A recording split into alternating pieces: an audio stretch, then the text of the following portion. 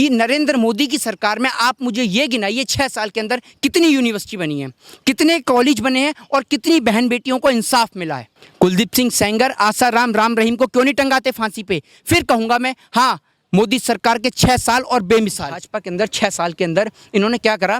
इन्होंने गंगा, जमुना, जितनी भी नदियां उन सबको ख़त्म करके इन्होंने भाजपा के अंदर एक ऐसा प्योरीफायर बनाया है, ऐसा एक एक्वागार्ड बनाया है जिसके अंदर ये नेताओं को इधर से डालते हैं और उधर से नेता एकदम साफ, ना वो बलात्कार का आरोपी रहेगा, ना वो किसी तरीके का आरोपी रहेगा। और 6 साल बेमिसाल के अंतर्गत इन्होंने खूब सारा काला धन इकट्ठा कर लिया है। नरेंद्र मोदी जी कहा करते थे, भाइयों और बहनों, मित्रों, मेरे पास इतनी लंबी लिस्ट है, इतनी लंबी लिस्ट है। आपने सुना है ना वो जैसे शेख चिल्ली कहता है कि मेरे पास एक ऐसा डंडा है कि जिसको मैं बादल पे मारूं और जब मर्जी और बारिश आ जाती है।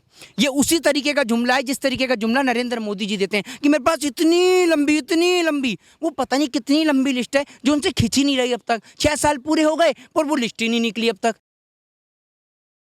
भाजपा सरकार और मोदी सरकार के हुए 6 साल और लगातार हमने देखा कि ट्विटर पे कई बार ऐसा आया है कि मोदी की सरकार 6 साल बेमिसाल, कि मोदी की जो सरकार है लगातार उनकी देख रेख में जो 6 साल निकले हैं उसको देखते हुए जो उनके कार्यकाल में काफ़ी बड़े बड़े काम किए हैं और मोदी जी के नेतृत्व में किए गए हैं। यानी कि धारा 370 से लेकर के ट्रिपल तलाक और राम जन्मभूमि जैसे काफ़ी सारे इसमें तमाम मुद्दे गिनाए गए हैं। और हम इसी बात को लेकर के जो मोदी के 6 साल हुए हैं इसी चीज़ को लेकर के आज जनता की राय हमने जानने की कोशिश करी है। चलिए जान लेते हैं मोहित शर्मा जी से कि मोदी के 6 साल को लेकर के ये क्या दरअसल कहना चाहते हैं। क्या कहना चाहेंगे सर? देखिए, पहली बात तो मैं कहना चाहूँगा कि मोदी सरकार के 6 साल जो कहे ना बेमिसाल, निकाल के उसी का कर दो गाल।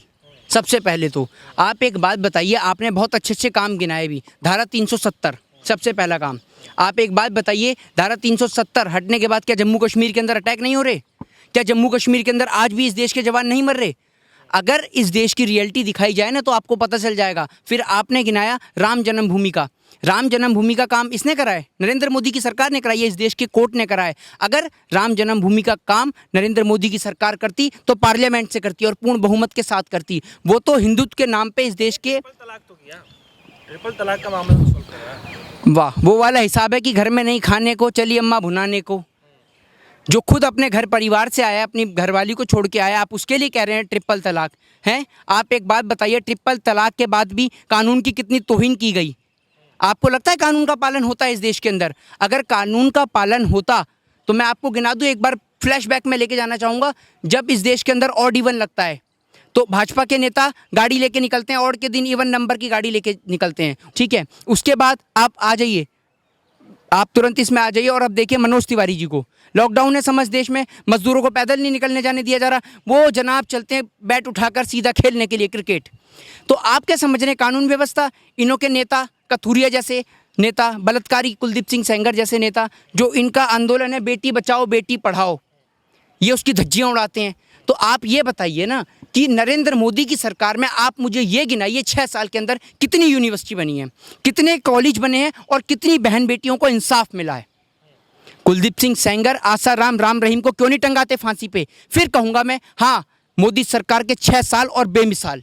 क्यों नहीं टंगाते आप? क्यों? क्योंकि वो आप जैसे पार्टी के लोगों को मोटा मोटा चंदा देते हैं आपको इलेक्शन लड़ने के लिए। इसलिए आप बात करते हैं पाकिस्तान से दाऊद को लाने के लिए, आपको नीरव मोदी जैसे भगोड़ों को तो लाया नहीं जा रहा। आप बात करते हैं दाऊद को लाने के लिए।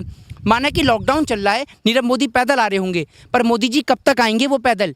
नरेंद्र मोदी की सरकार में 6 साल जितना मजदूर मरे हैं, आप 2020 की पहली तारीख को आ जाइए।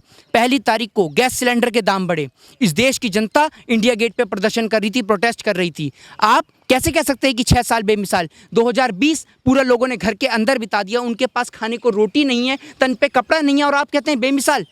मतलब अगर आपको भाजपा की दलाली मिल रही है तो आप सभी के लिए बेमिसाल बता देंगे। बेमिसाल रहा है तो मुकेश अंबानी जैसे लोगों के लिए, बड़े बड़े उद्योगपतियों के लिए, नीरव मोदी जैसे भगोड़ों के लिए, विजय माल्या जैसे भगोड़ों के लिए जो इस देश की गरीब जनता का पैसा लेके भाग गए। आप बात करते हैं बेमिसाल।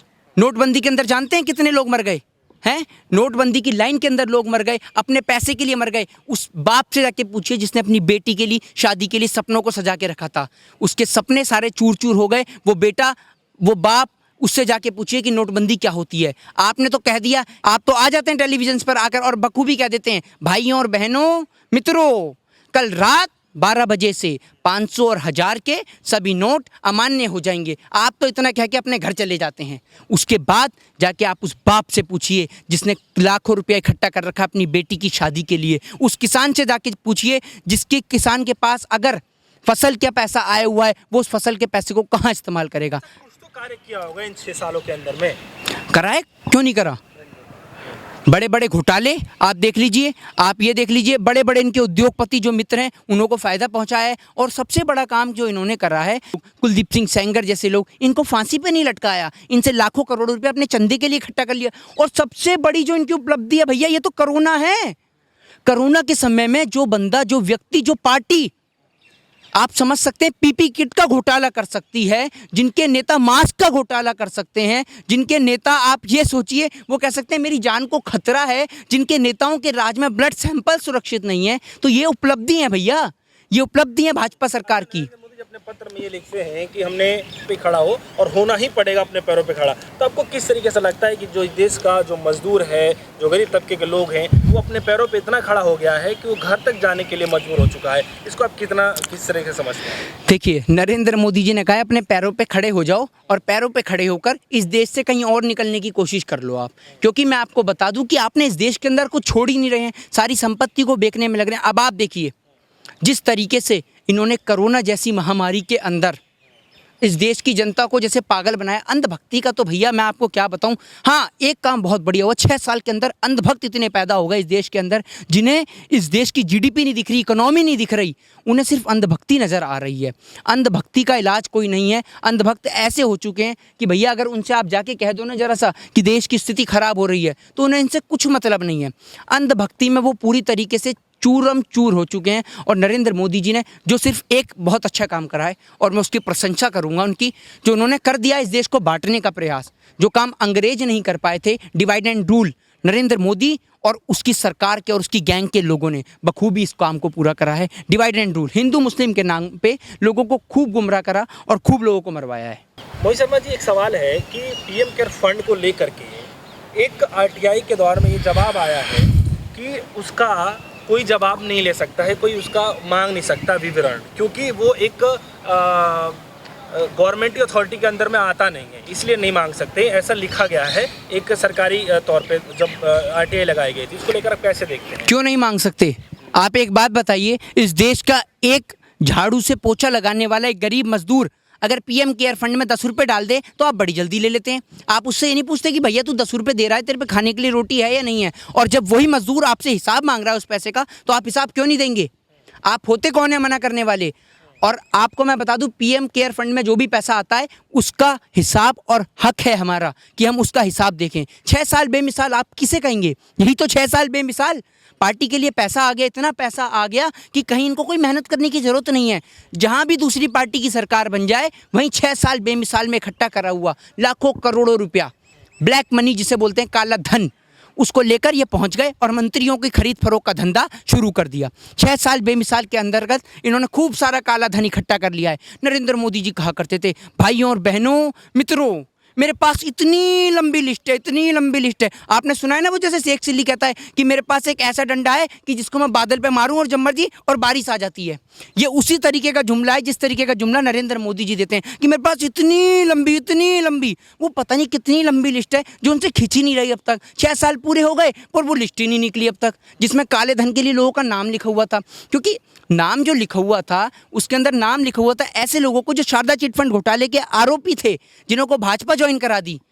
तो ऐसे लोगों को भाजपा ज्वाइन करा दिया। मैं बताता हूँ, भाजपा के अंदर 6 साल के अंदर इन्होंने क्या करा, इन्होंने गंगा, जमुना, जितनी भी नदियाँ उन सबको ख़त्म करके इन्होंने भाजपा के अंदर एक ऐसा प्योरीफायर बनाया है, ऐसा एक एक्वागार्ड बनाया है जिसके अंदर ये नेताओं को इधर से डालते हैं और उधर से नेता एकदम साफ, ना वो बलात्कार का आरोपी रहेगा, ना वो किसी तरीके का आरोपी रहेगा। और 6 साल बेमिसाल के अंतर्गत कुछ लोग खो भी गए, मुझे तो लगता है परमानेंट क्वारंटीन हो गए। पहला नाम आता है, सबसे पहला नाम हेट लिस्ट में पहला नाम अन्ना हजारे, वो तो बेचारे क्वारंटीन हो गए, उनका तो लापता, उनकी तो रिपोर्ट लिखवानी पड़ेगी कि वो हैं कहाँ, हैं तो हैं भी कहाँ। दूसरे नंबर पे आते हैं हमारी साध्वी प्रज्ञा ठाकुर, भोपाल से सांसद, देश के जवानों को लेकर टिप्पणी कराने में नंबर 1, देश को लेकर अवैध तरीके के बातों को कहने में नंबर 1, और जब बात आती है देश की सेवा करने की तो पता नहीं कहाँ लापता हो जाती है। उनकी भी एफआईआर दर्ज करानी पड़ेगी कि भैया गुमशुदा की तलाश में उनका नाम लिखवा दें कि भाई ऐसे सांसद हैं, गुम हो भी गए या नहीं हो गए। तो यही है 6 साल बेमिसाल, और आप देखते रहिए किस तरीके के 6 साल बेमिसाल हैं।